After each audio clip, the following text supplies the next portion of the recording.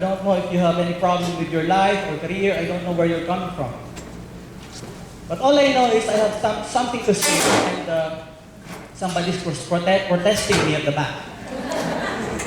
But all I know is I have something to share, perhaps to improve or develop your life, as in life. This is not about just your career. Many people make mistake of equating career as life. Kapag ka wala ng career, there's no more life. I don't want you to think like that. I want you to treat this career as just a small part of your life. And this morning, I will be there to share a few wisdom that I got over the years of experience in talking to real people. In my capacity as columnist of the Manila Times, the youngest. The columnist of Kabayan Star in Hong Kong, Planet Philippines in Canada, and Good News Pilipinas in Singapore. Also the other one, OFW Connect, I think in Brunei. So this morning, I also want to make it clear, the rumor, that I want to correct the rumor that I'm using John Lloyd to upsize my credibility and popularity, because for one, I personally believe that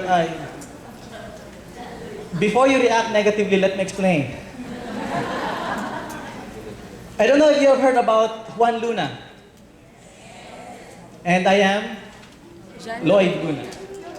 See where John Lloyd came from? It's an English of Juan.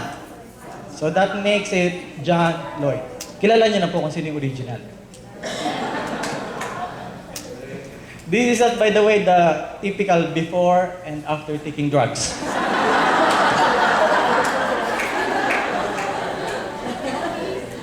The picture to your left is an actor, yes or no?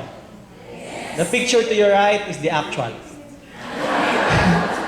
You are going to listen to the actual. So I'm so sorry to disappoint you, madam. But you're going to listen to me. I don't know, but I personally believe that in our career, in this particular part of our life, sino po ba dito yung medyo tingin nila nagkakaedad na sila? Okay. Ma'am, huwag niyo ipilit na itaas yung kamay ng katabi niyo, ha? Ito naman ay personal, ha? Well, for whatever reasons, sir. Basically, nobody would admit. But you can feel it, yes? You can feel it. You've been working so hard, and yet it seems like nothing's happening. Have you had the feeling? You feel like you've spent all your lives in this particular career, and yet you are not yet secured with the benefits and all of those stuff. You become so worried about the education of your children. In my particular case, I don't have anything to worry about. I'm still single, and it's complicated. We are coming up to a point wherein it seems to be a deadlock. What else could I still do? So that mawala yung worry ko sa buhay, and so that, I can feel much, much better the way I am now. This morning, I would like to address those questions. Who among you here have their own list of wishes? For the company to, sana naman. Ma'am, kayo, wala na kayong wish, ganyan. Okay na kayo. Anong company ito? Pakilista, sabihin dun sa may-ari ng company, wala na silang wish. Sino pa yung may mga wish? Marami. Okay. And I want to make it clear that I am also an employee of my own company.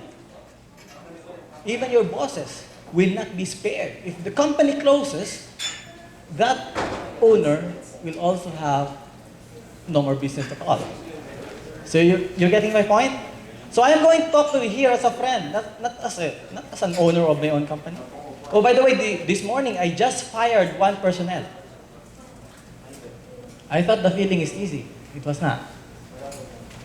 Knowing that nag-add na naman ako ng isang tao sa mga unemployed.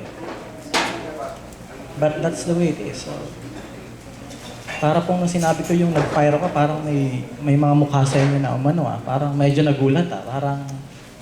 But I'm going to talk about, if you have actually some wish, and this is the title of my presentation for today, addressing employees' wish list, truth and jokes on what people want.